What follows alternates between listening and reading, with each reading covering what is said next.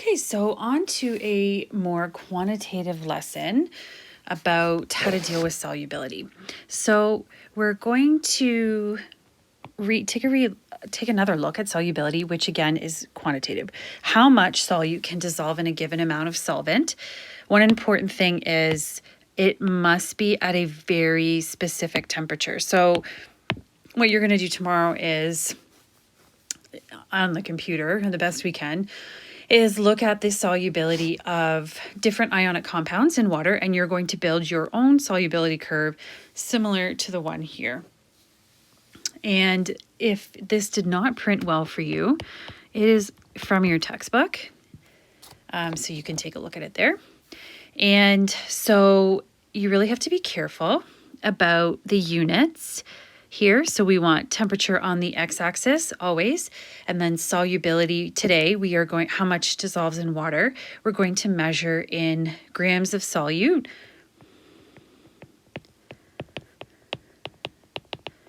Usually in grams anyways, and per 100 grams of water. And it actually can be 1,000 grams of water. So again, just make sure when you're looking at a solubility curve that you're reading the values you're given correctly, okay? And you might think it's weird, why are they writing grams of water? Well, because of the density of water, 1 gram equals 1 milliliter. I don't know what's going on with this here. So for water only, okay? Nothing else. Sorry, density is a unique property, but if something else had the same density as water, then it would be the same. But so we use grams and milliliters interchangeably for water only. So at the top where you have the solute, what you're trying to dissolve in the water, that'll be grams, like grams you could measure on using a scale. So you can see that these are all solids. It does say ionic compounds because all of them show an increasing trend in their solubility. As temperature increases, so does the solubility. Some of them, it's quite drastic, like potassium nitrate at the top here. And some of them, it's hardly changes at all, like sodium chloride. It maintains around 35-ish grams, between 35 and 40, no matter how high you make the temperature go. So it depends on the solid, and it has to do with what we talked about in the second unit about predicting solubility. So sometimes there are solids that are more or less soluble based on the size of the ions and all that kind of stuff. Okay, so a solubility curve is a graph that shows the solubility of a solid at different temperature, dissolving in water. So the water is changing temperature. So the temperature goes on the X because we're controlling that. You control what the temperature is going to be. And solubility is on the Y. So when you have a graph, then the line represents the saturation point. So saturate, like say you went outside and I said to you, oh, you got saturated with rain, you'd be soaked with water. So the saturation point for a solid is the point at which the greatest possible amount of substance has been absorbed by the solution. So in our case, the greatest amount of ionic compound that has been dissolved in water. So when you do the computer lab for this section starting tomorrow, then you'll notice that you'll add solid and it will disappear. So if it disappears, that means it's dissolving, and then you'll add solid and all of a sudden you'll see white precipitate. And what that means is it's above the saturation point that you have dissolved too much. So there are degrees of saturation. Unsaturated means you could dissolve more, and again, always at a given temperature. Saturated solution, this is the maximum. So maximum quantity at a given temperature, but still no solid can be seen. And then what do? We often warm stuff up. So that we call a supersaturated solution. It's a solution that contains more than it normally would at that given temperature. You have increased the temperature to make that solid dissolve, which we do all the time. If you're a tea drinker or coffee drinker, you put sugar in it. The warmer your coffee, the more sugar you can dissolve. Okay, so this is important. This is what we're going to do. You could be asked questions to interpret a solubility curve. So if this is like a graph, temperature on the x-axis, solubility on the y. If you are on the line, right on the line, for whatever solid you're talking about, we call that saturation or saturation point. If you're below, that means that you haven't got to the saturation point yet, or more can be dissolved. That's unsaturated. And then if you're above that line, then you're trying to dissolve more than should be dissolved at that temperature, then it's supersaturated. And if we were in the lab and we could do this here, so this again is, if you can't really see it, it's in your textbook as well. So what this is showing is this is no precipitate here, or no solid. I'll just write solid. Okay, so it has been dissolved. And what we would have done is taken potassium nitrate and dissolved it in water. So it actually looks like little tiny pellets of hail, really, kind of. Made me think of the weather the other day. And so it is a tiny, tiny, tiny little sphere, okay? And you dissolve it in water. And I would have given you varying amounts of water. And so the people with a little bit of water, like 10 milliliters, versus the people with 35 milliliters, those people with 10 milliliters really would have had to warm up their solution to get this solid to dissolve. So you would have created a supersaturated solution. And then what happens is I get you to cool it down. And what you'll see when you cool it down, so then less can dissolve, we call that recrystallization. And it starts as the little pellets, but when it recrystallizes, if you look here, it almost looks like snowflakes. And it would literally grow. So you can see it started here, and then it would grow. And you could cool it down and make the solute recrystallize, or if you were at the saturation point, even if you put one more little pellet in, you would get recrystallization. So you can watch videos on YouTube about sodium acetate. That's another common solid. The way they make fake snow uses sodium acetate or sodium polyacrylate. Because it will recrystallize like this and it looks like snowflakes. Okay, so how much can we recrystallize? We're going to use a solubility curve. Again, trying to move towards the quantitative side of things. Okay, so I included that there. Maybe that's a little bit bigger on your sheet. I apologize if it's not, but it's definitely in your textbook. Okay, so again, when you build a solubility curve, so when you go to do the assignment, please make sure you have a title and your axes are labeled with units. And you can label your lines like this, which is fine. At the end, I'll be able to read it. If you do have color, and you can, like, say you're going to use the Notes app on your iPhone, and it will scan in color or whatever, that's fine. But labeling at the end of the line is fine too. Okay, so just one more time. Each line represents saturation point at different temperatures, which means no more solid can dissolve, but also no solid can be seen either. It has all been dissolved. Okay, so those are important concepts. All right, so let's go through a bunch of examples. So for questions A to D, the amount of solid is given to be dissolved in 100 grams of water. Excellent. That is what our curve is representing. Decide whether the resulting solution will be unsaturated, saturated, or supersaturated. Okay, so 40 grams. So again, the temperature or the solubility is on the Y. So we're looking at 40 and KCl at 70. So what you can do is, if you get a question like this, I recommend you do 70 degrees Celsius and 40 grams and mark that on your paper. Okay, and then take a look at the KCl line. So we're talking about 40 grams. The KCl line is the green one. And at 70 degrees Celsius, KCl can dissolve about, we're making an estimate here, make a good estimate, like, oops.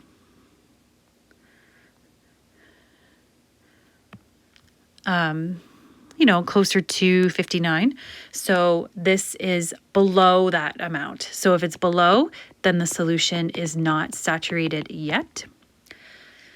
80 degrees at 20 degrees, or sorry, 80 grams at 20 degrees Celsius is way up here.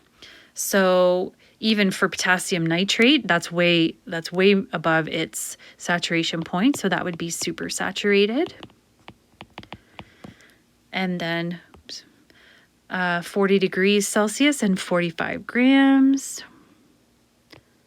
Right on the line, saturated.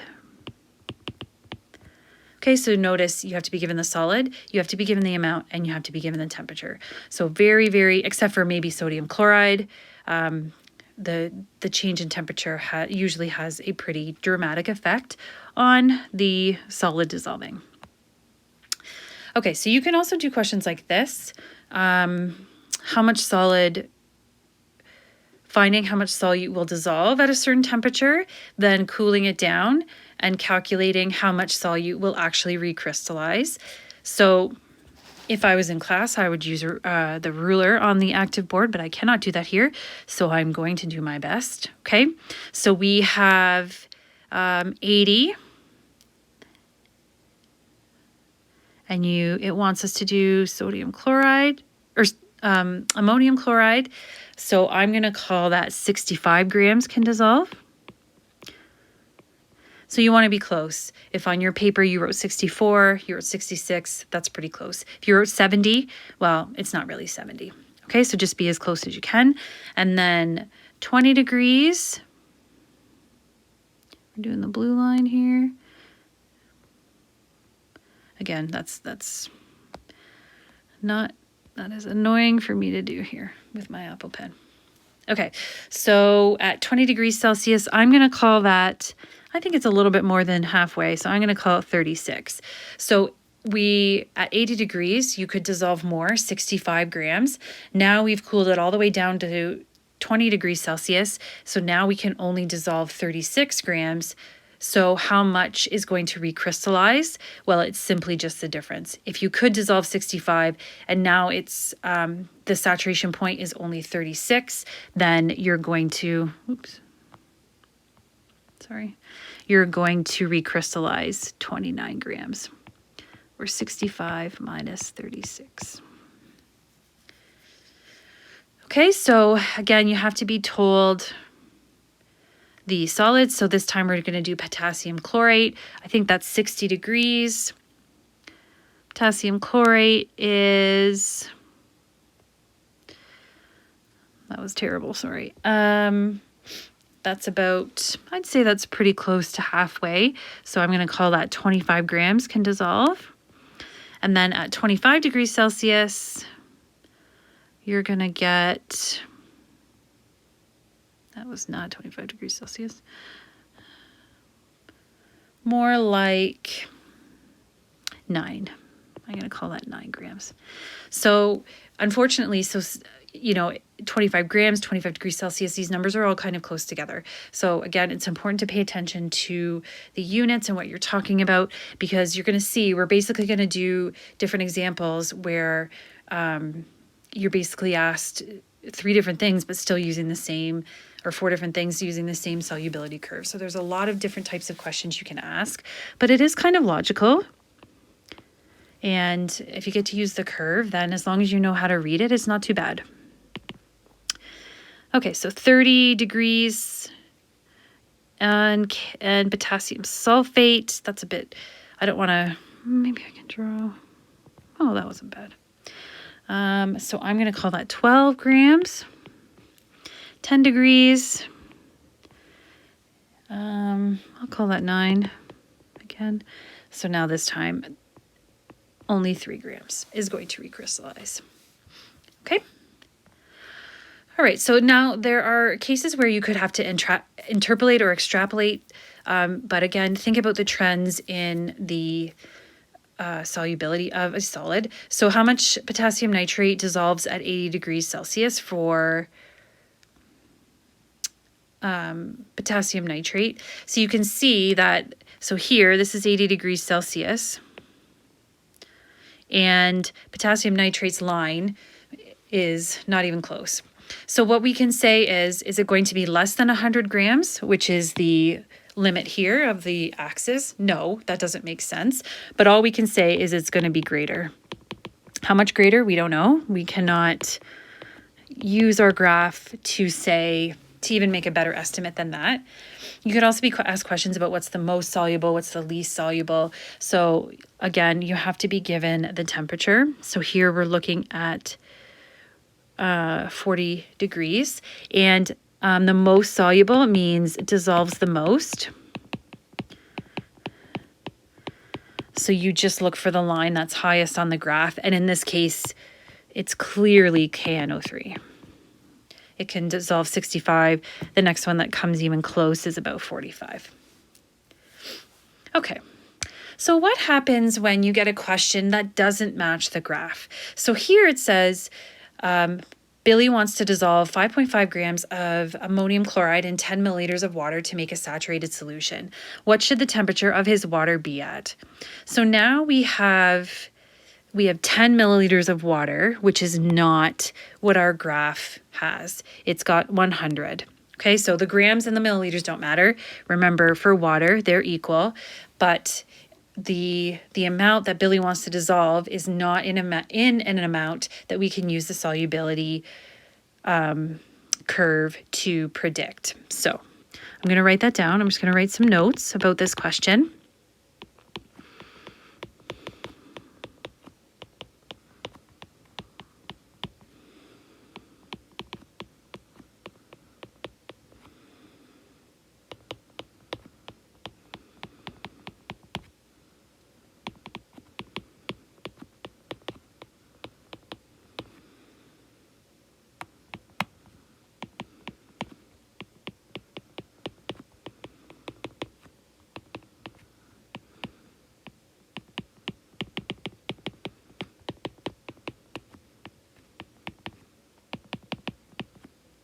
Okay, so I just realized that this is terrible handwriting.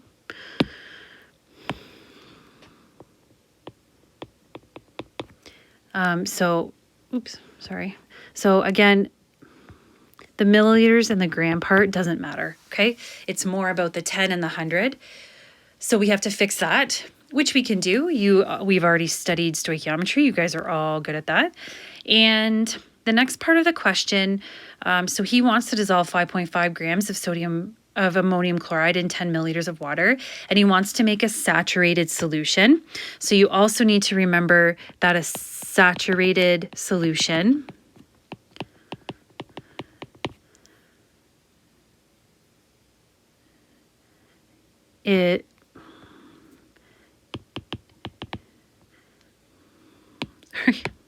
trying not to touch and then I can't write, is the maximum amount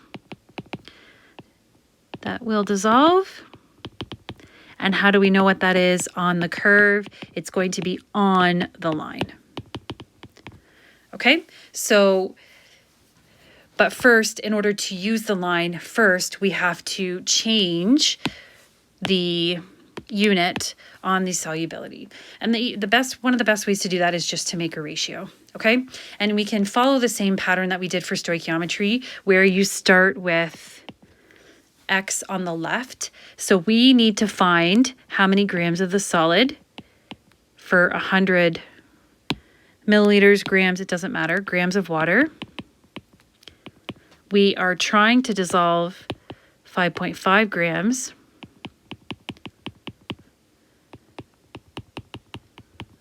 in 10 milliliters or grams of water.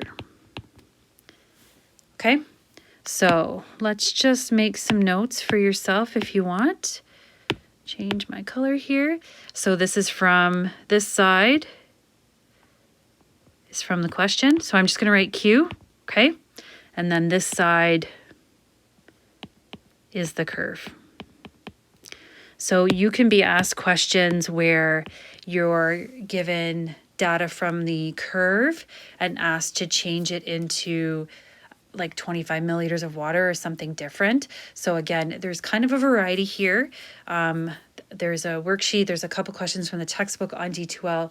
Do your best to try these out. The solubility, the investigation will also get you to practice. So if you choose just to work on it, then it doesn't really matter, but make sure that you are practicing the different types of questions here.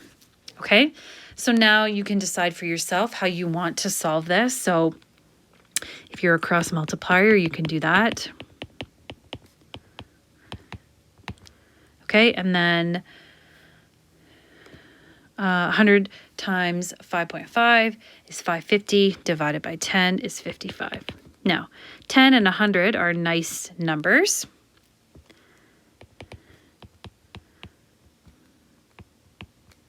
But they won't always be. And you always have to show your work. Okay, so now this question, we're still not done. He is asking, what temperature should his water be at? So 55 grams is the saturated solution he wants to make. So find 55 grams is about here. And we're doing NH4Cl. So, and then you read down, and what would the temperature be? That's the 60-degree line.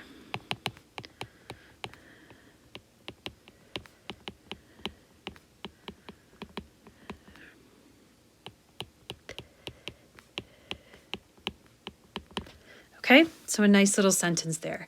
And I've been spending too much time with Mr. Todd. He told me a saying that he says, if there's words in the questions, then your answer should have an answer statement in words. I kind of like that here. So really having the answer statement, it is vital. And you would lose marks if you did all the ratio work, all that work, but didn't write the temperature. So don't do all the hard stuff and then forget to do the easy stuff.